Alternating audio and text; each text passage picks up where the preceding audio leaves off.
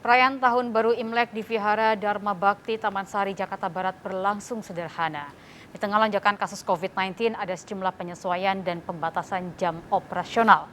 Dan berikut laporan Lineke Utsiki serta juru kamera Heru Tri dan Indra Setiabudi. Pemirsa, perayaan Tahun Baru Imlek di tahun 2022 ini kembali diselenggarakan di tengah pandemi COVID-19, tepatnya di vihara tertua di Jakarta, yakni di Vihara Dharma Bakti di kawasan Taman Sari, Glodok, Jakarta Barat, di tempat saya melaporkan saat ini. Pantauan sejak pagi ini umat sudah terus berdatangan satu persatu hingga dengan saat ini. Kendati demikian, meskipun ini berada di tahun kedua pandemi, tetapi memang perayaannya diselenggarakan secara sederhana, artinya tidak ada ritual-ritual mereka umat yang masuk ataupun umat yang hendak melakukan ibadah di hari ini di tahun baru Cina di tahun 2022 ini harus sudah divaksin COVID-19 sebanyak 2 kali, kemudian wajib memiliki aplikasi Peduli Lindungi, dan ketika masuk mereka akan dicek suhu tubuhnya terlebih dahulu.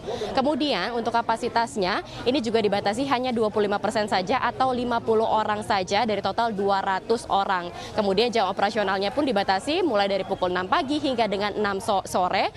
Kemudian ada sejumlah skema ketika umat hendak beribadah, yakni setelah melewati pengecekan suhu tubuh dan juga scan Peduli Lindungi, nantinya umat yang akan berdoa di lantai 2 di altar ini dibatasi hanya 50 orang saja. Artinya ketika sudah mencapai kuota, ini nantinya umat akan diminta untuk menunggu begitu di tenda-tenda yang sudah disediakan hingga nantinya umat sudah selesai berdoa. Kemudian selepas berdoa mereka akan diperkenankan untuk menyalakan lilin sebagai doa agar dapat di tahun ini dapat menerangi kehidupan mereka. Kemudian mereka akan langsung diminta untuk keluar dari Vihara Dharma Bakti. Tadi saya juga sudah berbincang dengan sejumlah umat yang menyebutkan bahwa mereka ini wajar ataupun memaklumi adanya pengetatan yang dilakukan oleh pengelola vihara dikarenakan saat ini juga masih di tengah pandemi COVID-19. Tentunya tidak hanya dari pihak pengelola saja, tapi juga dari umat ini berharap bahwa dengan adanya pengetatan yang dilakukan dan juga adanya doa-doa yang dilakukan di tahun ini tidak hanya memberikan berkah bagi kita semua saja, tetapi juga memberikan kesehatan bagi negara ini. Dari Jakarta, Lineke Utsiki, Indra Setiabudi, Heru Tri, iNews melaporkan.